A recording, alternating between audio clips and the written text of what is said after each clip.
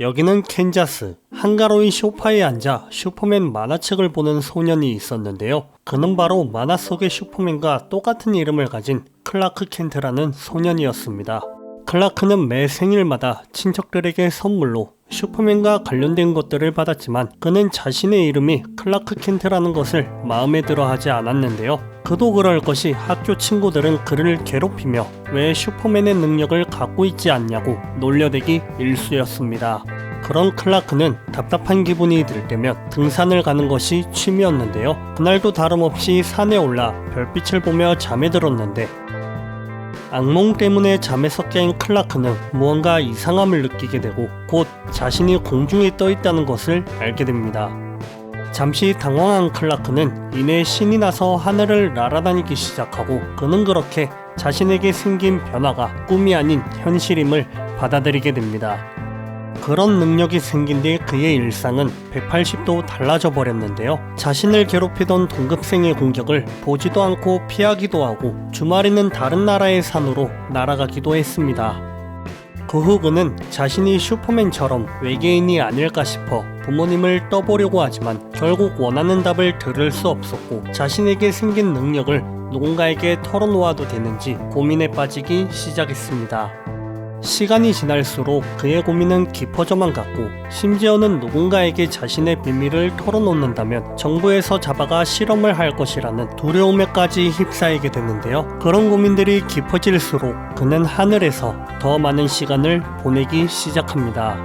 그러던 어느 날 그는 여느 때와 다름없이 하늘을 날고 있었는데요. 바로 그때 강둑이 무너져 물에 잠겨버린 마을을 보게 되고 그곳에서 미처 대피하지 못한 채 떠내려가고 있는 사람을 보게 됩니다.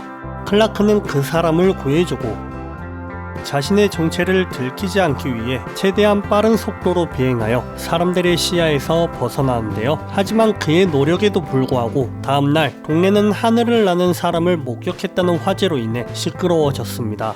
클라크의 이야기는 신문에도 실리게 되고 라디오, TV를 비롯한 온 매체의 관계자들이 마을 주민들을 인터뷰하기 위해 찾아왔는데요. 심지어 그 중에는 웬 수상한 검은 양복의 남자들도 있었습니다.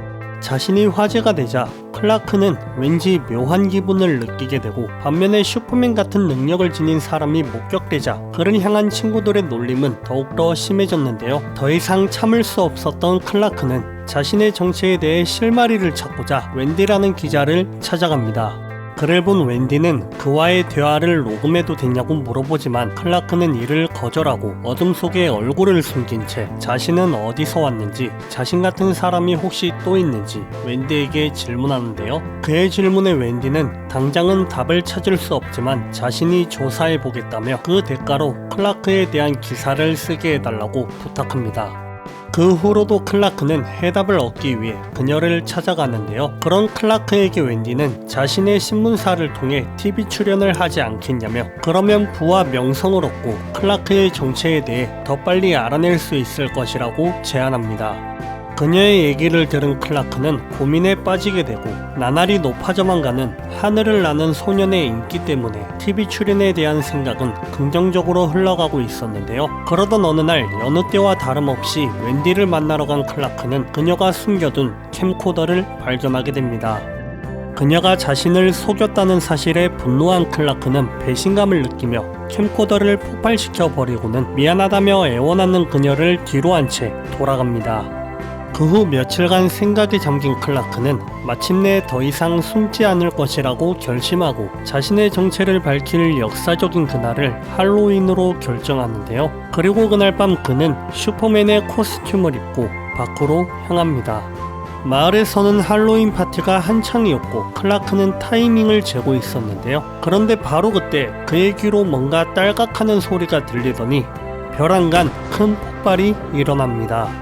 갑작스러운 폭발에 잠시 얼어붙은 클라크는 이내 사람들의 비명소리를 듣곤 정신을 차려 하나둘씩 그들을 구하기 시작하고 그러면서도 사람들이 자신을 볼 수 없게 최대한 빠른 속도로 움직였는데요. 잠시 후 모든 사람을 구해낸 그가 한숨 돌리는 것도 잠시 아직 구해내지 못한 사람이 있었으니 그녀는 바로 클라크의 짝사랑인 캣이었습니다.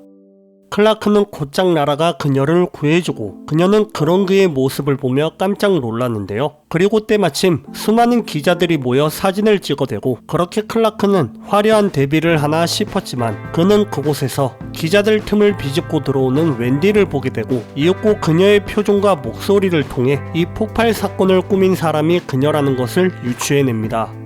그녀의 행동에 또다시 배신감을 느낀 클라크는 자신의 정체를 밝히는 것을 다시 한번 고려하게 되고 들고 있던 기둥을 일부러 어정쩡하게 놓쳐버리는데요. 그의 형편없는 모습을 본 기자들은 슈퍼보이는 이렇게 허약하지 않다며 등을 돌려 떠나갑니다. 그 후 그간의 경험을 바탕으로 자신의 정체를 그 누구에게도 발설하지 않겠다 마음먹은 클라크는 혼자만의 비밀을 간직한 채 새로운 인생을 살게 됩니다. 몇 년이라는 시간이 흐르고 이제는 성인이 된 클라크는 시골 마을 캔자스에서 대도시 맨해튼으로 와 직장 생활을 하고 있었는데요. 성인이 되었지만 그의 이름이 놀림감이 되는 것은 여전했고 위기에 빠진 사람들을 구해내는 그의 일상 역시 여전했습니다. 어느 날 동료들과 함께 식사를 하고 있던 클라크는 누군가를 소개받게 되는데요. 놀랍게도 그녀는 바로 만화 속 슈퍼맨의 연인과 똑같은 이름 로이스라는 이름을 가진 한 여성이었습니다.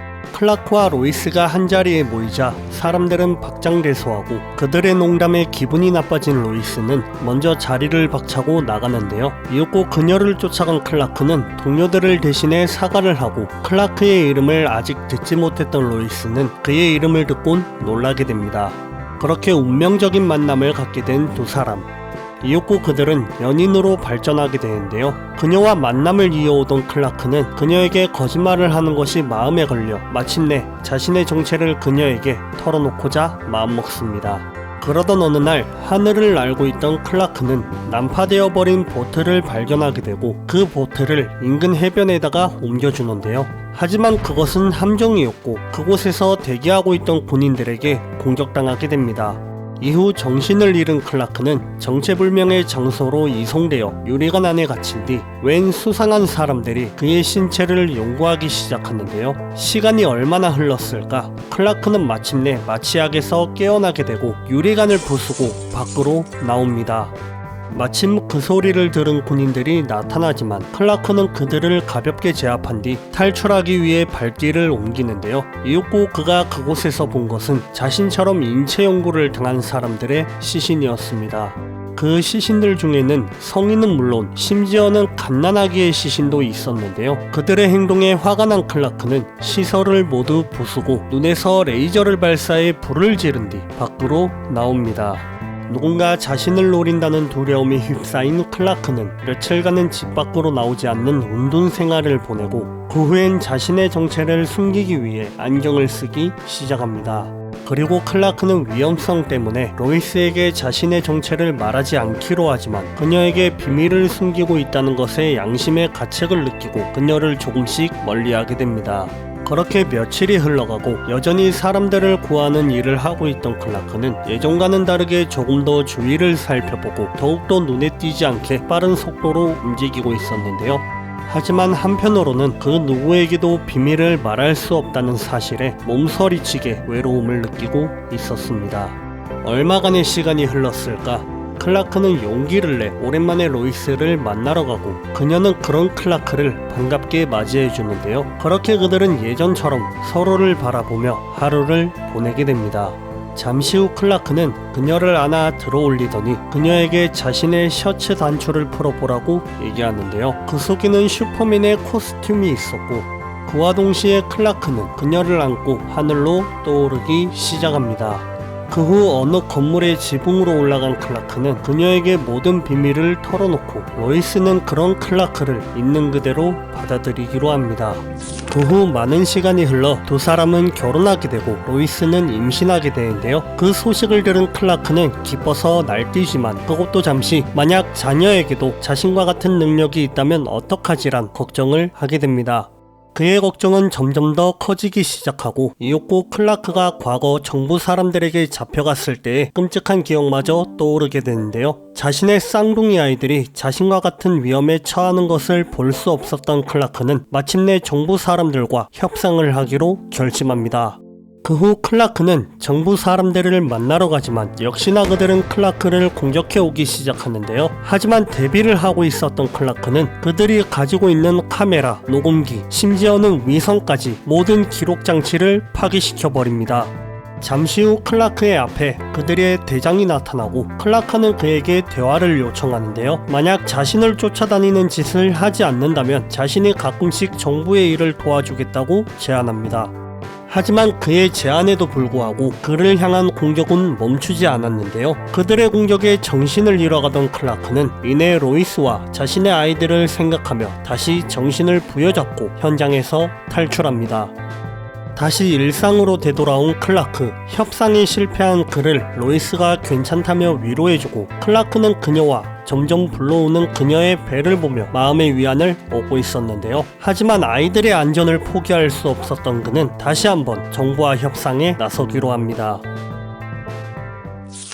커트 뷰식이 스토리를 맡은 슈퍼맨 시크릿 아이덴티티. 우리가 흔히들 알고 있는 슈퍼맨이 사실 만화 속 캐릭터이고 그 만화 속 캐릭터와 똑같은 능력을 지닌 소년 클라크 켄트의 일기기를 그린 작품입니다. 흔히들 어렸을 때 하는 내가 만화 캐릭터처럼 그런 능력을 갖게 되면 어떨까라는 망상을 소재로 하여 그려낸 아주 참신한 작품이며, 그런 소재답게 앞서 소개드린 두 작품보다 갑자기 능력을 얻게 된 클라크의 심리적 불안감과 갈등을 아주 잘 다뤄주고 있는 작품입니다. 액션이 그렇게 뛰어난 작품은 아니지만 커트 뷰식의 훌륭한 심리 묘사로 인해 책을 읽다 보면 어느덧 클라크의 고뇌에 동화된 자신의 모습을 볼 수 있을 겁니다. 또 작화를 맡은 스튜어트 이모넨의 그림은 여태까지 다른 작품에서 볼 수 없었던 색다른 느낌으로 보는 눈을 즐겁게 해줄 겁니다. 2011년에 시공사를 통해 국내 출간되었고 4개의 챕터로 구성되어 각각 클라크의 소년기, 청년기, 중년기, 노년기를 그리고 있는데요. 리뷰에서 말하지 않은 상세한 내용과 정부와 협상에 나선 클라크의 후일담, 그리고 성공적으로 출산하여 후반부에 등장하는 클라크의 딸들의 모습, 마지막으로 우리가 흔히 아는 슈퍼맨과는 다르게 일반인들과 똑같이 늙어서 노년기에 접어드는 클라크의 모습이 궁금하신 분들은 책을 직접 구매하셔서 읽어보시길 바랍니다.